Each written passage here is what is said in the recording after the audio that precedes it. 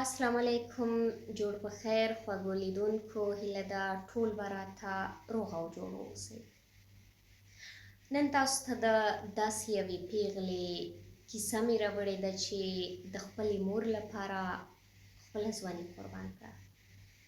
دا نجلۍ چې تاسو یې تصویر کې ګورئ، زه یې تاسو ته ویډیو هم نشرومه. دا هغه پیغله ده، هغه نجلۍ ده چې د خپلې مور لپاره خپل ژوند او ځواني قربان کړه. یوه کیسه مې په ټولنیزو رسنیو کې لوستې وه او اورېدلې مې هم وه چې د یو سړی 6 زامنو 7 یې لور نړۍ ته راغله چې ورباندې توره شپه نوم کېښوسته. هغه شپه یې توره شپه ونومول، کومه شپه چې دا لور یې نړۍ ته راغله. خو آخر کې څه وشو؟ دا د 6 زامنو څخه راتېر شو، یو زامن هم دا سړی ونه ساتله. بالاخره دا هماغه توره شپې ته پاتې شو چې دا توره شپه خواري وکړه، زحمت وایسته، ډاکټره شوه او د خپل پلار پیاړ ګرځېده. هغه توره شپه د خپل پلار ژوند روښانه کړ.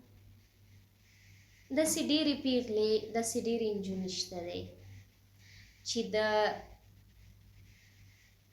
په 100 هلکانو په 100 زامنو باندې مور او پلار به ښاد نه شي، خو په یوه لور به ښاده شي. راځئ نن د دغه پیغلې قرباني وګورئ چې خپلې مور لپاره ورکړې. نادیه نومې جینۍ وایي چې کله کله ماته څوک شیخ وایي. بس ورته ودرېږو سرزي سورلی خو چې اواز وکړي خامخا ورته په خدای یقین وکړه ماته کاري صاحب وایي. حاجي صاحب، کاري صاحب دا اواز راته کوي. نو زړه کې چېرې زه خو جینۍ یم که نه. دا وایي هغه پیغله زما وجود کې مړه شوې ده. سرجي پخوا مړه شوې ده.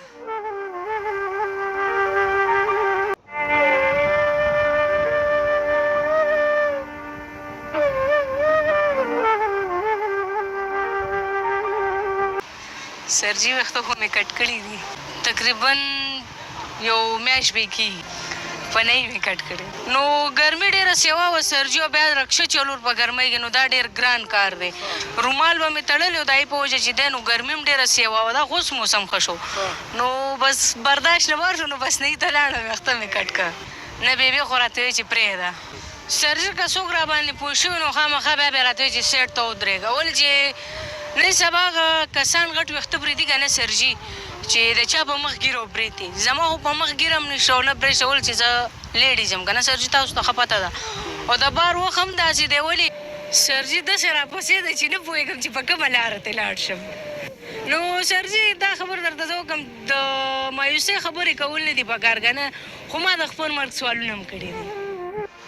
یاره بس سرجي زه څه ووایم، دغه ځای کې به زه خاموشه شم، الفاظ راسره نه وي چې زه یې بیان کړم. دا جنګ و زه د وخت د سره کوم، خو چې بس مور ته وګورم، یاره مور راته دوا کوي، بس دا زما دپاره غټ نعمت دی سرجي. نه سرجي زما چې کومې همزولې وي که نه، زما نه چې کومې کشرې وي، سرجي هغوی مودونه وکړه. له چا خبره چې اوس د بچو میندې هغه ژوند چې د خپله کیسه کوي، وایي چې زما همزولې حتی له ما نه کشره ملګرې مې ودونه وکړل او د بچو میندې شوې، خو دا د خپلې مور لپاره رکشه چلوي او د خپلې مور لپاره حلاله نفقه ګټي. هغه ښایست، هغه زلفې قربان کړه د خپلې مور لپاره چې د دې د ښکلا سبب ګرځېده. هغه زلفې لنډې کړې، هغه زلفې لرې کړې چې په ټپو کې یادې شوې وي. هغه لې چې تشو له بنګړو څخه ده چې په غزلونو کې یاد شوي دي.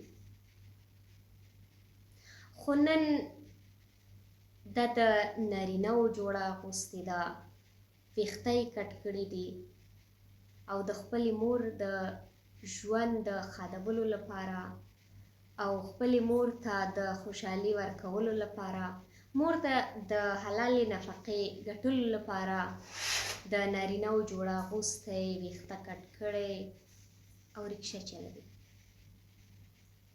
تاسو دلته په ویډیو کې کتلی شئ. هغه څوک چې وایي په زړه مې بلا ارمانونه پاتې شوي دي، رښتیا هم یوې پیغلې لپاره حتی د بنګړیو ماتېدل سخت ده، خو دا بیخي بنګړي نه اچوي لاسونو کې. بنګړي جوړ شوي دي د پیغلو لپاره، خو د دې لاسونه تشي له بنګړیو څخه ده، د دې لیچې تشي له بنګړیو څخه ده، د دې غوږوالۍ چې د دې غوږونه چې باید غوږوالۍ پکې وی، د دې زلفې چې باید په غوږوالیو باندې ځنګېدې، هېڅ یوه نشته. هېڅ یو ذوق د پیغلتوب نه پالي. د چا لپاره؟ د خپلې مور لپاره.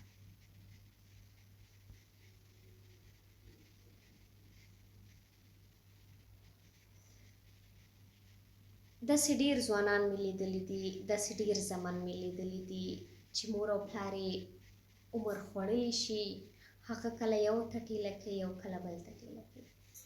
خو داسې پیغلې مې لیدلي دي، ډېرې پیغلې مې لیدلي دي، ډېرې نجونې مې لیدلي دي، فقط د مور او پلار لپاره ژوند قربان کړي دي.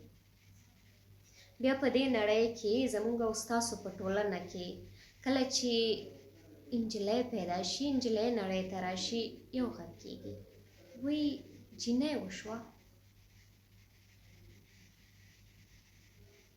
کله چې زوی نړۍ ته راشي، هلک نړۍ ته راشي، خواږه ویشي، د خوشحالیو نه ډزې کوي. خو کله چې نجلۍ نړۍ ته راشي، حتی څوک مبارکي ورکړي نه خوشحالېږي، خو اخره کې هماغه نجلۍ باندې خاته شي. راځئ له ټولو میندو پلرونو څخه هیله کوو چې باید د خپلو اولادونو په ژوند کې هېڅکله فرق ونه کړي. تاسو دا پیغله ګورئ، دا نجلۍ ګورئ په ویډیو کې. دا حتی کله کله وایي چې ځینې کسان راباندې غږ کوي، وایي شیخه ودرېږه. یعنې بیخي نه ښکاري چې دا نجلۍ ده او که هلک دی. دې باندې غږ کېږي چې شیخه ودرېږه، خو اصل کې د دې هغه ژوند پټ شوی ده، خاموش شوی، چې باید څرګند وای. هېڅ نه ښکاري چې دا هلک، نه، نجلۍ ده. دا خپل پیغلتوب ژوند، دا خپل د ځوانۍ او د ژوند هیلې ټول له خپلې مور نه قربان کړي.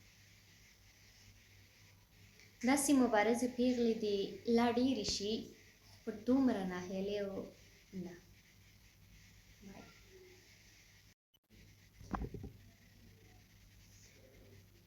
دا حتی کله کله وایي چې ځینې کسان راباندې غږ کوي، وایي شیخه ودرېږه. یعنې بیخي نه ښکاري چې دا نجلۍ ده او که هلک دی. دې باندې غږ کېږي چې شیخه ودرېږه،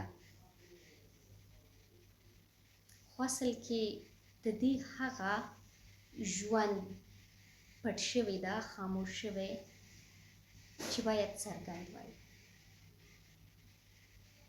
هېڅ نه ښکاري چې دا هلک، نه، نجلۍ ده.